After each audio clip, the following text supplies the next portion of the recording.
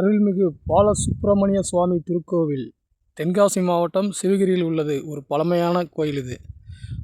நல்ல அழகான ஒரு இடத்துல அமைந்திருக்கும். மேற்கு தொடர்ச்சி மலை அடிவாரத்தில் இந்த சிவகிரிங்கிற ஊர் இருக்குது. தென்காசி மாவட்டம் தான். இந்த கோயிலில் உள்ள உயரமான குன்றில் தான் இந்த முருகன் கோயில் இருக்குது. அகத்திய முனிவர் இந்த குன்றில் முருகப்பெருமானை காண தவம் செய்தாராம். தவத்திற்கு பலனாக முருகப்பெருமான் பாலகனாக காட்சி தந்தார். இதனாலேயே இந்த கோயில் பாலசுப்பிரமணிய சுவாமி திருக்கோவில் இன்னும் சொல்கிறாங்க. இங்கு வாழும் மக்களில் பெரும்பாலும் கோயிலில் உள்ள திருமணங்கள் நிகழ்ச்சிகளாக இங்கே தான் நடத்துகிறாங்க.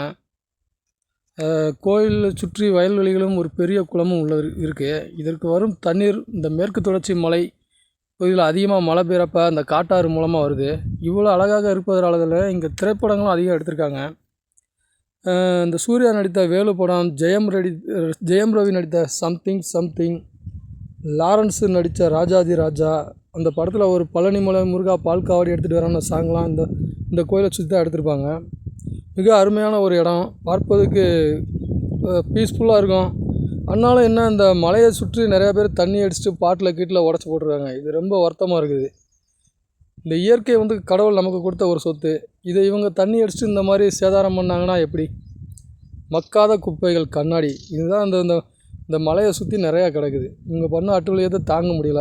ஆனாலும் பெரிய ஒரு அழகான கிராமம். சுத்தமான காற்று எப்போதுமே இங்கே கிடச்சிக்கிட்டே இருக்கும். ஏன்னா பாருங்கள், கடல் மாதிரி தண்ணி இருக்கும். அதில் வர்ற அலையெல்லாம் அப்படியே கடல் அலையில் வர்ற மாதிரியே இருக்குது பாருங்கள். கடலை பார்க்குற மாதிரியே தான் இருக்கும். நல்லா ஆக்சிஜன் அதிகமாக கிடைக்கும். நல்லா மனசு ரொம்ப சந்தோஷமாக இருக்கும். இந்த மாதிரி ஒரு இடத்துல இப்படி குப்பை பாட்டில் இந்த மாதிரி போட்டால் எப்படிங்க? இதெல்லாம் இவங்க இந்த தண்ணி அடிச்சுட்டு போடுறவங்களாம் இந்த மாதிரி பண்ணுறதை நிறுத்துனாங்கன்னா அந்த இடம் இன்னும் நல்லாயிருக்கும். இந்த தெப்பக்குளத்தில் தண்ணி அதிகமாக எப்போதுமே இருக்கும். மீனும் அதிகமாக இருக்குது. தென்காசி மாவட்டத்துக்கு எப்போது வந்தீங்கன்னா இந்த பாலசுப்பிரமணிய சுவாமி திருக்கோயிலை பாருங்கள். ரொம்ப அழகாக இருக்கும்.